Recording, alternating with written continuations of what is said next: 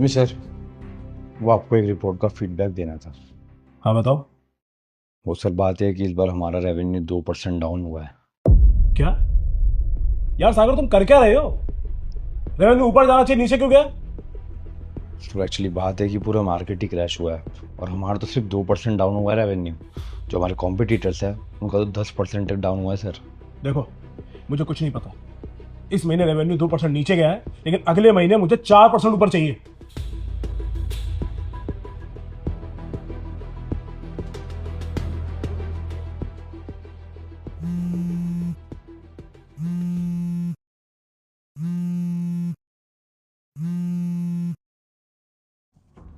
हाँ डॉक्टर साहब, बताइए क्या रिपोर्ट है मेरे टेस्ट की? सुबह से सारी खराब खबर ही सुन रहा हूँ मैं। आप ही कोई अच्छी खबर सुना दीजिए। सॉरी टू से विकास, पर मैं चाह के भी गुड न्यूज नहीं दे सकता हूँ। तुम्हें क्रोनिक स्ट्रेस और हाइपरटेंशन की प्रॉब्लम है। तुमको स्ट्रेस लेना कम करना पड़ेगा, वरना हार्ट अटैक का खतरा तुम्हारे ऊपर हमेशा रहेगा। अरे डॉक्टर, कभी कोई अच्छी खबर सुना दिया कीजिए मुझे। अरे नहीं चाहिए मुझे तुम्हारा इलाज, मैं लंदन जाके अपना इलाज करा लूंगा। पर हाँ, आज के बाद मुझे कभी फोन मत कर देना, समझे तुम?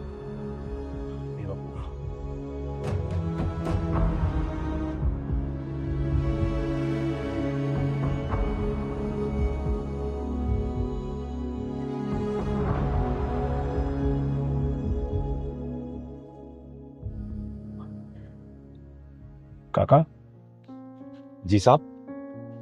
आप मेरे साथ पिछले 10 सालों से काम कर रहे हैं, पर मैंने कभी आपको गुस्सा करते हुए नहीं देखा। जब भी आपके साथ ऐसी कोई चीज होती है, आप उसमें भी कोई अच्छी बात ढूंढ लेते हो। कैसे? वो ऐसे साहब कि मैं जिंदगी की सच्चाई जानता हूं। और क्या है जिंदगी की सच्चाई? मौत। मैं बनारस का रहने वाला हूं साहब। हमारे यहां गंगा किनारे मणिकर्णिका घाट है। जने कहां कहां से आई लाशों को जलाया जाता है वहां पे। उस घाट की लकड़ियों के साथ, उन लाशों के साथ साथ मैंने अमीर की अमीरी, गरीब की गरीबी, गुस्सैल का गुस्सा, घमंडी का घमंड और ना जाने क्या क्या जलते देखा है। सच कहूं तो साहब, जैसे ही वो दृश्य मेरी आंखों के सामने आता है तो मन में पता नहीं क्या होने लगता है। काका जी साहब।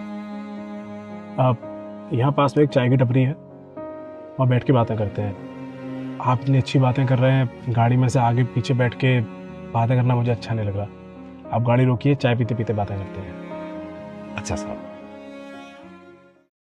ये जिंदगी है ना साहब जी, 60, 70 या हद से हद 80, बस इतने ही टाइम के लिए मिली है।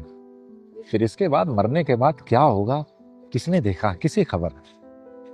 वो एक कवि ने लिखा है कि कर लूंगा जमा दौलतो जर, फिर उसके बाद क्या, ले लूंगा एक शानदार सा घर, फिर उसके बाद क्या।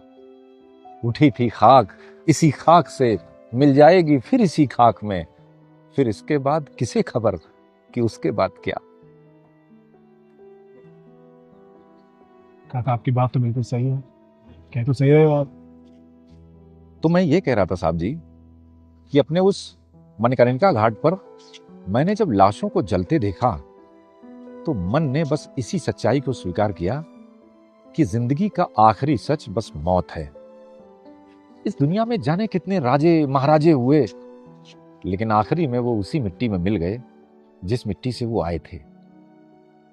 धंधे का क्या है साहब, अरे आज नुकसान हुआ है, फिर फायदा हो जाएगा।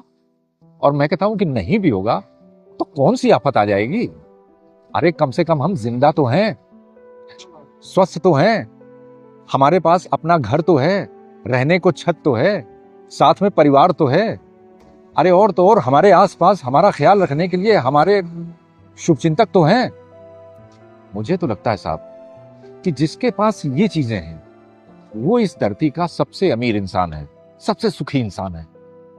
लक्ष्मी का क्या है, ये तो चंचला है साहब, आज इसके पास कल उसके पास। काका, आप बिल्कुल सही कह रहे हो। मैं माया में इतना फंस चुका था कि अपने लाइफ के पहलू को कभी पहचान ही नहीं पाया। इतना सब कुछ तो है मेरे पास खुश रहने के लिए, फिर भी मैं उन चीजों के पीछे भाग रहा हूँ जो मेरे लिए मायने नहीं रखती हैं। ये बिजनेस, ये पैसा, ये मेरा रुतबा मरने के बाद मेरे साथ थोड़े ना जाने वाला है। अगर मेरे साथ कुछ रहेगा तो मेरी लाइफ में बिताए हुए ये पल, ये एक्सपीरियंस, मेरे अपनों के साथ वो कुछ प्यारे पल, यही सब तो मेरे साथ में रहेगा। हो सकता है मरते वक्त वो मेरी आंखों में फ्लैश करे। अब आपने ये बात बोल दी है साहब, तो आगे इसी सोच के साथ अपनी जिंदगी शुरू कीजिए। फिर देखिए कि ये दुनिया कितनी खूबसूरत नजर आएगी आपको। मुझसे वादा कीजिए कि अब आप अपने जीने का तरीका बदलेंगे।